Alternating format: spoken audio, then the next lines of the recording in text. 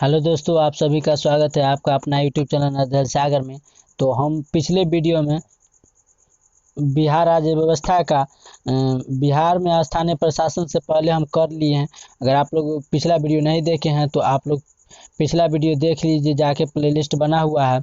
और अगर इस चैनल पर नए हैं तो आप लोग इस चैनल को सब्सक्राइब करना नहीं भूलेगा और स्टडी ग्रुप में अपना सेंड करना नहीं भूलेगा। अगर वीडियो आप लोग को आगे अच्छा लगा तो एक लाइक करना नहीं भूलेगा। तो चलिए वीडियो को यहीं से शुरू करते हैं। बिहार में स्थानीय प्रशासन। बिहार में स्थानीय प्रशासन कैसी है? तो स्थानीय प्रशासन का तात्पर्य वैसे प्रशासन से है जो नगर निगमों में सुधार, न्यास, नगर पालिकाओं, पंचायती राज संगठनों, महानगर पालिकाओं, क्षेत्रीय विकास प्राधिकरणों और छावनी बोर्डों आदि के रूप में नागरिक जीवन की सुविधाओं से संबंधित रखता है।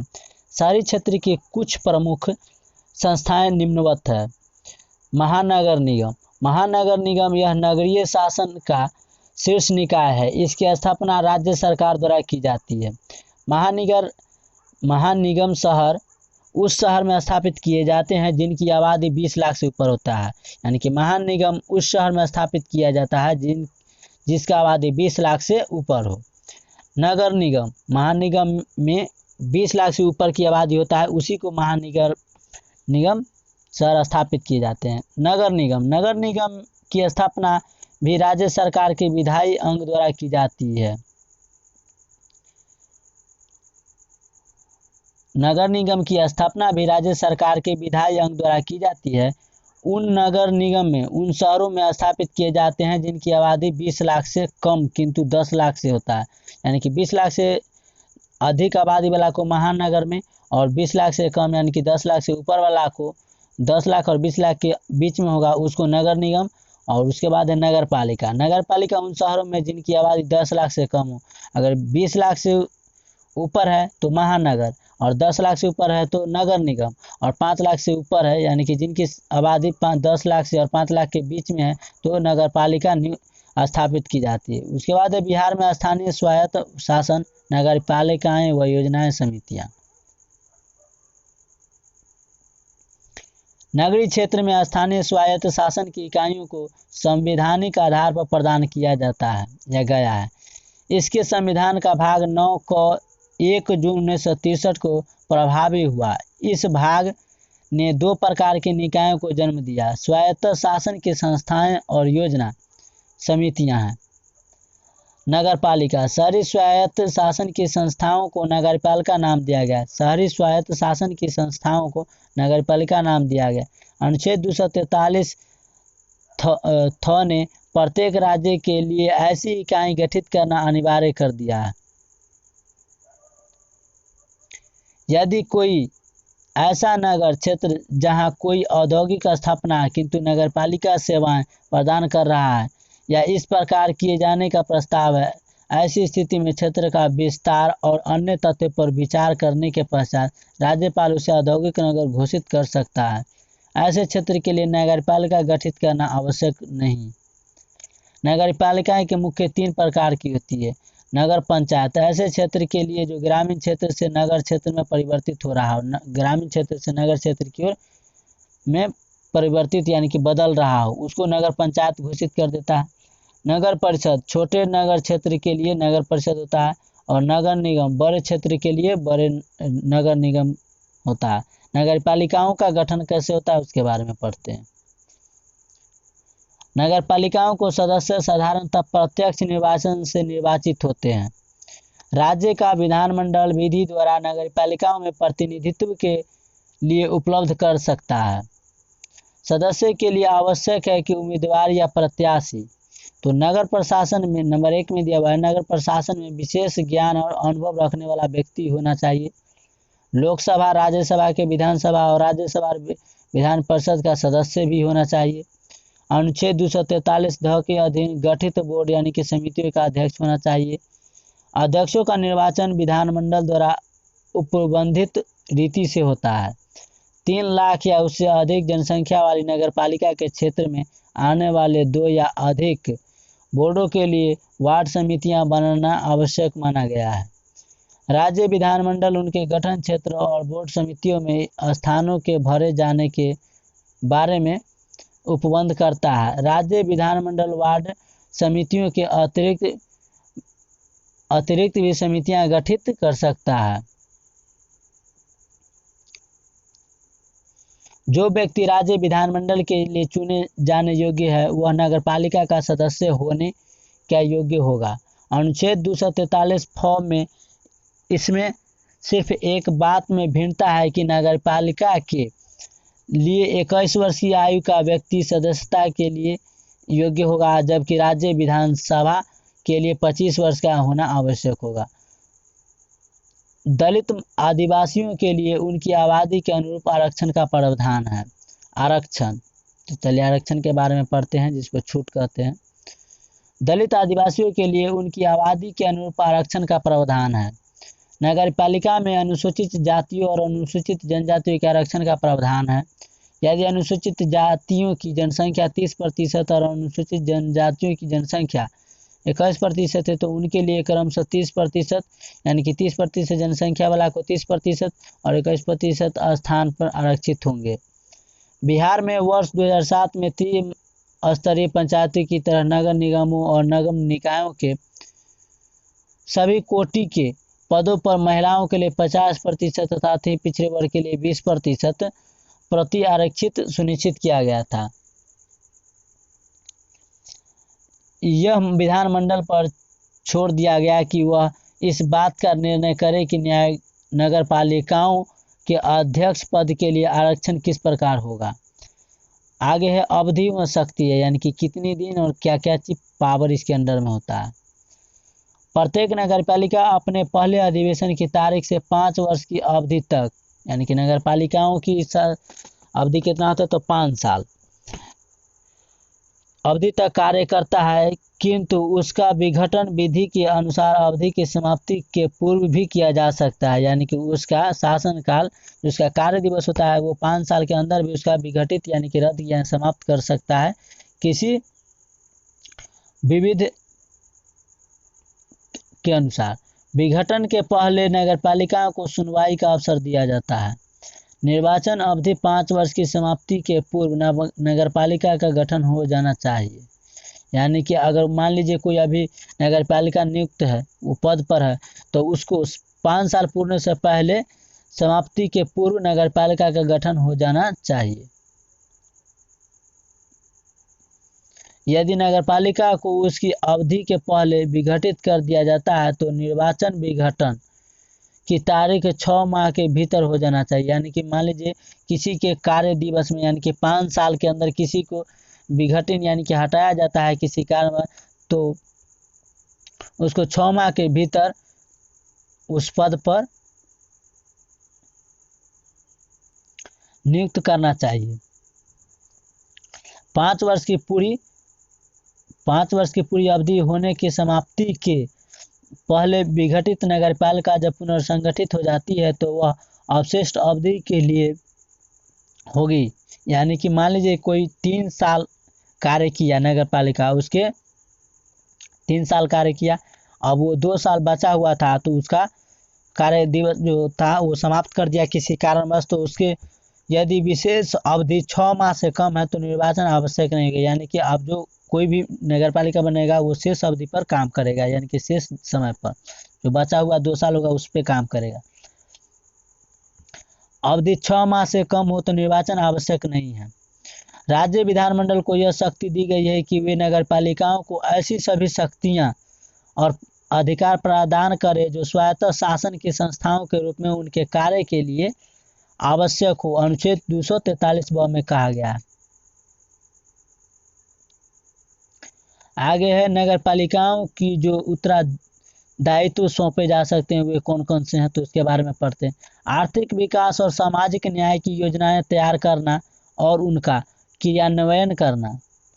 12वीं अनुसूची में उल्लिखित है कि 18 मदे नगर योजना भूमि के उपयोग का विनियमन और मार्ग और पुल, जल प्रदाय, लोक स्वास्थ्य, अग्निशमन सेवाएं, नगर वानिकी, मलिन बस्ती आदि, ये सब नगरपालिकाओं को उत्तरदायित्व सौंपे गए हैं।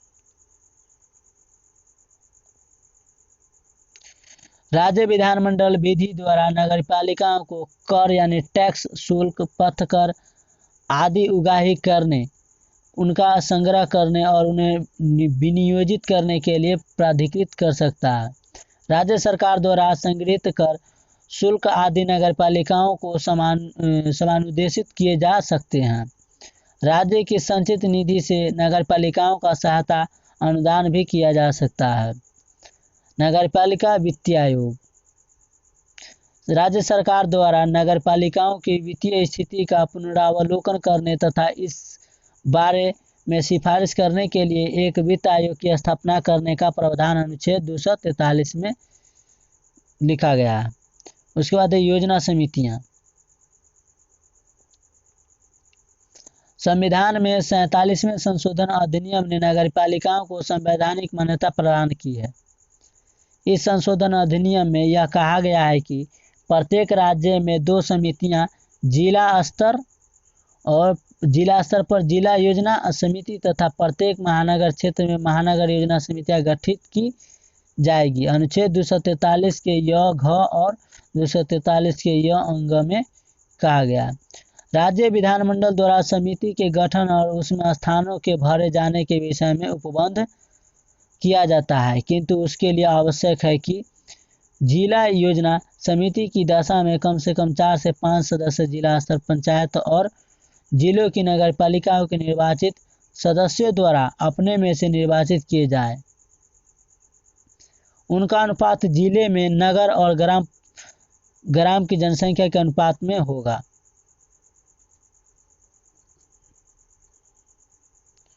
महानगर योजना समिति की दिशा में समिति के कम से कम 2/3 सदस्य नगरपालिकाओं के सदस्य और नगरपालिका क्षेत्र में पंचायत के अध्यक्षों द्वारा अपने में से निर्वाचित किए जाएं। स्थानों का विभाजन उस क्षेत्र में नगरपालिकाओं और पंचायतों की जनसंख्या के अनुपात में होगा। पटना नगर निगम बिहार सरकार ने 1922 ईस्वी में नगरपालिका अधिनियम के अनुसार नगरपालिकाओं की स्थापना किया था। पटना सरकार ने 1922 ईस्वी के नगरपालिका अधिनियम के अनुसार नगरपालिकाओं की स्थापना किया था। पटना नगर निगम की स्थापना 15 अगस्त 1952 ईस्वी को हुई। पटना नगर निगम का एक महापौर, मेयर तथा एक उप महापौर, डिप्टी मेयर होता है। इनका कार्यकाल 1 वर्ष का होता है। पटना नगर निगम का गठन निगम परिषद, निगम समितियां तथा प्रमुख प्रशासकीय पदाधिकारियों को मिलाकर हुआ है। पटना नगर के आय का स्रोत विभिन्न प्रकार के कर यानी टैक्स, शुल्क एवं सरकारी अनुदान है। उन्नयन न्यास शहरों के विकास के लिए बनाए जाते हैं। उन्नयन न्यास शहरों के विकास कैसे हो उसके लिए बनाए जाते हैं तथा नगरों के आधुनिकीकरण, सफाई, स्वास्थ्य और सौंदर्यीकरण तथा योजनाबद्ध निर्माण के लिए करते हैं। क्षेत्रीय विकास प्राधिकरण आज बड़े शहरों में योजनाबद्ध विकास का जिम्मा क्षेत्रीय विकास प्राधिकरण ने ले लिया है। इसका कार्य शहरों का आधुनिकीकरण व चतुर्दिक विकास है। नेक्स्ट है अधिसूचित क्षेत्र समिति। इन समिति की स्थापना उन छोटे छोटे शहरों में की जाती है जहां नगरपालिका व्यवस्था उपयुक्त नहीं समझी जाती है। अधिसूचित क्षेत्र समिति की स्थापना का उद्देश्य वहां बाद में नगरपालिकाओं को स्थापित करना है। समिति उन सभी कार्यों को करती है जो नगरपालिका करती है और बाद में नगरपालिका उसको घोषित कर दिया जाता है। छावनी बोर्ड केंद्र शासित क्षेत्र है तथा प्रतिरक्षा मंत्रालय के प्रत्यक्ष नियंत्रण में है। देश में 63 छावनी परिषद कार्यरत हैं। अभी भारत में 63 छावनी परिषद कार्यरत में है, एक्टिव है कार्य। 1924 में छावनी अधिनियम पारित हुआ था 1924 में, जिसके अनुसार छावनी के प्रबंध के लिए छावनी परिषद स्थापित करने की व्यवस्था की गई। उसके बाद आवास परिषद। आवास परिषदों का गठन सार्वजनिक आवास की परियोजनाओं को तैयार करने और क्रियान्वित करने के लिए किया गया है। 74वां संविधान संशोधन व बिहार नगरीय स्थानीय शासन से संबंधित 74वें संविधान संशोधन विधेयक द्वारा नगरपालिका, टाउन एरिया तथा अधिसूचित क्षेत्र नोटिफाइड एरिया आदि स्थानीय निकायों में महिलाओं, पिछड़े वर्गों, अनुसूचित जातियों और जनजातियों के लिए आरक्षण की व्यवस्था की गई है 74वां संविधान संशोधन द्वारा। इस विधेयक द्वारा राज्य विधानसभाओं को नगर निकायों के लिए आर्थिक विकास योजना बनाने तथा कर एवं शुल्क की वसूली एवं उपयोग करने का अधिकार दिया गया है। ग्रामीण प्रशासन, पंचायती राज। बिहार में ग्रामीण प्रशासन के प्रमाण प्राचीन काल से ही मिलते हैं। बिहार में ग्रामीण प्रशासन के प्रमाण प्राचीन काल से यानी कि शुरुआती काल से ही मिलते हैं। भारतीय संविधान की धारा 40 में कहा गया है कि प्रत्येक राज्य का कर्तव्य है कि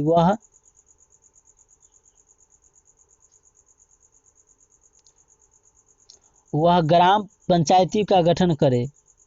1956 में भारत सरकार ने बलवंत राय मेहता समिति की नियुक्ति की, जिसके प्रतिवेदन के आधार पर पंचायती राज संगठनों को लागू करने की योजना को मूर्त रूप दिया गया। बिहार सरकार ने सर्वप्रथम बिहार पंचायत समिति तथा जिला परिषद अधिनियम 1961 पारित किया है, जिसने 17 फरवरी 1962 ईस्वी को कानून का स्वरूप किया गया। इस अधिनियम के द्वारा ग्रामीण क्षेत्रों को स्थानीय संस्थाओं के लिए 3 इकाइयों ग्राम पंचायत, पंचायत समिति और जिला परिषद का निर्माण किया गया। आगे है ग्राम पंचायत के बारे में। तो ग्राम पंचायत के बारे में पढ़ते हैं। बिहार में ग्राम पंचायत प्रशासन की सबसे छोटी किंतु सर्वाधिक महत्वपूर्ण इकाई होता है ग्राम पंचायत। प्रथम पंचवर्षीय योजना में ग्राम विकास का एक स्वतंत्र क्षेत्र घोषित कर दिया गया तथा ग्राम विकास विभाग को बिहार पंचायती राज योजना के कार्यान्वयन की जिम्मेदारी सौंपी गई। बिहार पंचायती राज अधिनियम 1993। बिहार पंचायती राज अधिनियम 1993 भारतीय संसद द्वारा 73वां संविधान संशोधन विधेयक 1992 के पारित हो जाने के आलोक में बिहार सरकार ने उसी के अनुरूप अपने राज्य में प्रशासन के विकेंद्रीकरण के उद्देश्य से बिहार में राज्य पंचायत राज अधिनियम 1993 लागू किया। भारतीय संसद द्वारा 73वां संविधान संशोधन विधेयक और 1912 के पारित हो जाने के आलोक में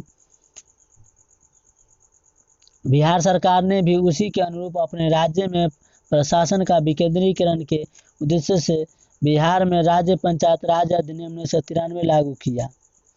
इस अधिनियम के अनुसार राज्य में 3 स्तरीय पंचायती राज व्यवस्था लागू करने की व्यवस्था है। मूल रूप से यह विधेयक बिहार में 1947 और 1961 के पंचायती राज विधेयकों को निरस्त करके उसके स्थान पर लागू किया गया है। आगे बिहार में ग्राम पंचायत के अंग। बिहार राज्य में ग्राम पंचायत के 6 अंग होते हैं। तो चलिए एक एक करके पढ़ते हैं। बिहार ग्राम में पंचायत के 6 अंग होते हैं। ग्राम सभा, कार्यकारिणी समिति, मुखिया, ग्राम सेवक, ग्राम रक्षा दल, ग्राम कचहरी। तो पहले है ग्राम सभा। ग्राम सभा ग्राम पंचायत की विधायिका होती है। इसमें ग्राम या ग्राम समूह में रहने वाले सभी मताधिकार शामिल होते हैं। बिहार पंचायत राज अधिनियम 2006 के अनुसार ग्राम सभा की बैठक समय समय पर होगी, किंतु किन्हीं 2 बैठकों के बीच 3 महीने का गैप होना चाहिए, यानी कि 3 महीने से अधिक का अंतराल नहीं होना चाहिए। ग्राम सभा के कुछ प्रमुख कार्य हैं, तो चलिए उसके बारे में पढ़ते हैं क्या क्या उनके प्रमुख कार्य हैं। ग्राम पंचायत के प्रशासनिक कार्यों को स्वीकृति देना, वार्षिक बजट लेखा और लेखा परीक्षक रिपोर्ट को स्वीकृति देना, समुदाय सेवा, शैक्षिक श्रम और विकास संबंधी कार्यक्रमों तथा परियोजनाओं को स्वीकृति देना तथा कर संबंधी प्रस्ताव पर विचार करना और उसकी स्वीकृति देना। किसी बैठक की गणपूर्ति कोरम ग्राम सभा के कुल सदस्यों के 20वें भाग से पूरी होगी। कार्यकारिणी समिति। प्रत्येक ग्राम पंचायत में एक कार्यकारिणी समिति होती है। कार्यकारिणी समिति का प्रधान मुखिया होता है। मुखिया के अलावा अधिकारी समिति का 8 सदस्य होते हैं। तो चलिए उसके बारे में पढ़ते हैं।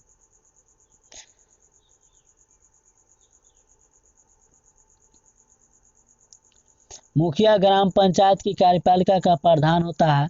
वह कार्यकारिणी समितियों की अध्यक्षता करता है और उसकी बैठक बुलाता है। ग्रामीण स्तर के सरकारी कर्मचारियों पर निर्माण नियंत्रण के साथ साथ कार्यकारिणी समिति की सलाह पर वह विशेष परिस्थितियों में ग्रामीण पर जुर्माना भी लगा सकता है तथा संसाधनों में अभिवृद्धि हेतु वह कुछ क्षेत्रों में कर भी लगा सकता है, यानी कि टैक्स भी लगा सकता है। अब पढ़ते हैं इधर इस तरफ, बिहार पंचायती राज अधिनियम 2006।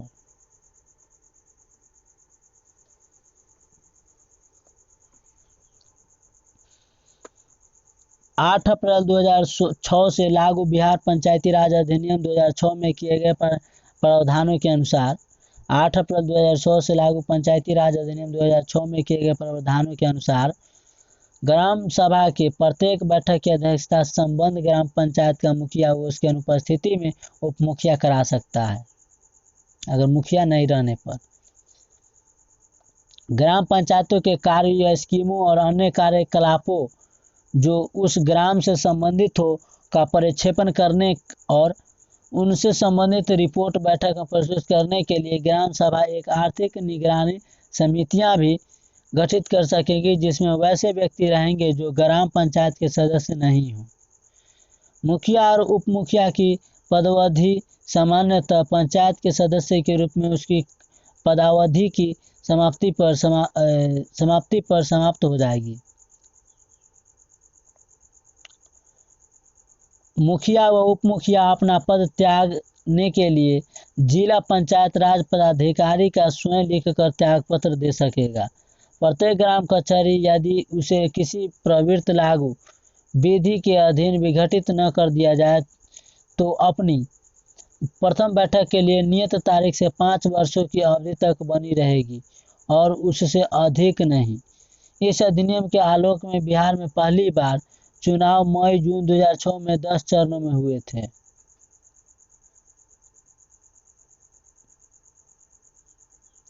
इसमें त्रिस्तरीय पंचायतों के स्थानों या पदों से सभी कोटियों में महिलाओं को 50% आरक्षण दी गई और पहले 33%। ऐसा करने वाला बिहार भारत का प्रथम राज्य है जो त्रिस्तरीय पंचायतों के स्थान या पदों में सभी कोटियों में महिलाओं को 50% आरक्षण दिया है। तो इसमें भारत की अग्रणी राज्य बिहार है। बिहार पंचायती राज अधिनियम 2016। इसके अनुसार बिहार में त्रिस्तरीय पंचायती राज प्रणाली में सबसे निचले स्तर पर ग्राम पंचायत, प्रखंड स्तर पर पंचायत समितियां और जिला स्तर पर जिला परिषद होते हैं। ग्राम पंचायत के अध्यक्ष को मुखिया पंचायत और पंचायत समिति के अध्यक्ष को प्रमुख और जिला परिषद के अध्यक्ष को अध्यक्ष कहा जाता है। अभी बिहार में 38 जिला परिषदों के अलावा 534 पंचायत समितियां हैं। यहाँ से इम्पोर्टेंट हो जाता है, अभी बिहार में 38 जिला परिषदों के अलावा 534 पंचायत समितियां हैं और 8,391 ग्राम पंचायत मौजूद हैं। औसत सदस्य संख्या ग्राम पंचायतों के मामले में 14 है, जबकि पंचायत समितियों के मामले में 22 और जिला परिषदों के मामले में 31 है। 3 में से प्रत्येक स्तर पर सदस्य के चुनाव के मामले में अनुसूचित जातियों के लिए 16% और अति पिछड़ा जातियों के लिए 20% आरक्षण का प्रावधान है। दूसरे हर जातिगत श्रेणी, सामान्य, अति पिछड़ा जातियों और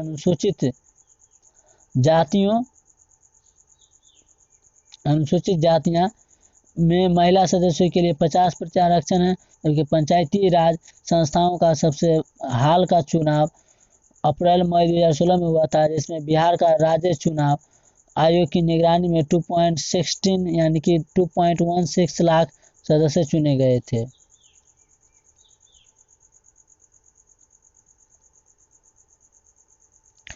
आगे है उप मुखिया के बारे में। तो उप मुखिया कार्यकारिणी समिति के सदस्य विहित रीति से अपने में से एक सदस्य को उप मुखिया निर्वाचित करते हैं। मुखिया कार्यकारिणी समिति के अनुमोदन से उप मुखिया को अपनी शक्तियां सौंप सकता है, किंतु उप मुखिया 6 महीने से अधिक मुखिया के रूप में कार्य नहीं कर सकता है। यानी कि उप मुखिया 6 महीने से अधिक मुखिया के रूप में कार्य नहीं कर सकता है। कार्यकारिणी समिति के सदस्य विहित रीति से अपने में से एक सदस्य को उप मुखिया निर्वाचित करते हैं। मुखिया कार्यकारिणी समिति के अनुमोदन से उप मुखिया को अपनी शक्ति सौंप सकता है, किंतु वह उप मुखिया 6 महीने से अधिक मुखिया के रूप में कार्य नहीं कर सकता है।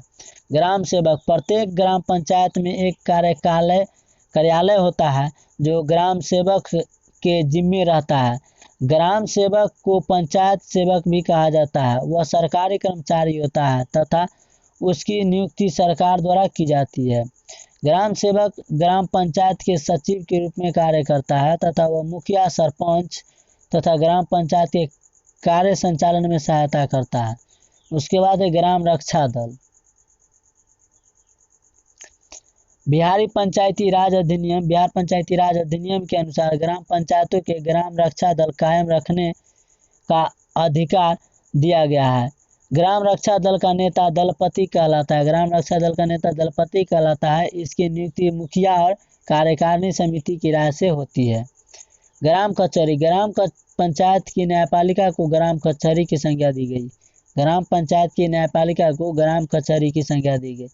इसके माध्यम से ग्रामीण जनता को न्याय मिलता है। भारतीय स्थानीय शासन के संस्थाओं में ग्राम पंचायत ही एक ऐसा संस्था है जिसको न्याय से संबंधित शक्तियां प्राप्त है। मुखिया तथा कार्यकारिणी समिति का कोई भी सदस्य ग्राम कचहरी का सदस्य नहीं हो सकता। ग्राम पंचायत के न्यायिक कार्यों के निष्पादन के लिए ग्राम कचहरी में सरपंच समिति समेत 9 पंचों का एक तालिका होती है। सरपंच एवं पंचों की नियुक्ति 5 वर्षों के लिए की जाती है। चलिए पंचायत समिति के बारे में अगला पढ़ते हैं। बिहार पंचायत समिति तथा जिला परिषद अधिनियम 1961 के अनुसार पंचायत समिति के शासन के 4 मुख्य अंग है। पंचायत समिति मुख्य एवं उप प्रमुख अस्थायी समितियां तथा प्रमुख विकास पदाधिकारी होते हैं। प्रमुख तथा उप प्रमुख। पंचायत समिति अपने सदस्यों में से एक प्रमुख तथा एक उप प्रमुख 5 वर्षों के लिए निर्वाचित करती है। यदि किसी ग्राम पंचायत को मुखिया, प्रमुख या उप प्रमुख के पद पर निर्वाचित हो जाए तो उसे मुखिया का पद खाली करना पड़ता है। प्रमुख विकास पदाधिकारी। बिहार पंचायत समिति तथा जिला परिषद अधिनियम के अनुच्छेद 20 के अंतर्गत प्रत्येक प्रखंड के लिए राज्य सरकार लोक सेवा आयोग की अनुशंसा पर प्रखंड विकास पदाधिकारी की नियुक्ति करता है।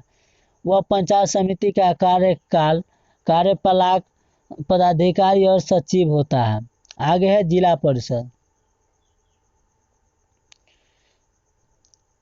जिला में पंचायती राज प्रणाली को सर्वोच्च संस्था जिला परिषद होती है। यह एक कानूनी संस्था है तथा पंचायती समिति की तरह भी कानूनी अधिकार व शक्तियां रखती है। इसके अंतर्गत जिले की सभी पंचायती समितियां आती है। जिला परिषद के 4 प्रमुख अंग होते हैं। जिला परिषद और अध्यक्ष और उपाध्यक्ष और अस्थायी समितियां तथा जिला विकास पदाधिकारी आयुक्त। जिला परिषद के प्रमुख कार्यों में जिले के विकास संबंधी गतिविधियों में सरकार को परामर्श देना, पंचायत समितियों के बजटों का परीक्षण करना और उनका स्वीकृति देना तथा प्रखंड और जिला द्वारा विकास योजनाओं को समन्वय और परीक्षण करना आदि प्रमुख है। बिहार का प्रांतीय प्रशासन। तो बिहार के प्रांतीय प्रशासन कैसी है तो उसके बारे में पढ़ते हैं।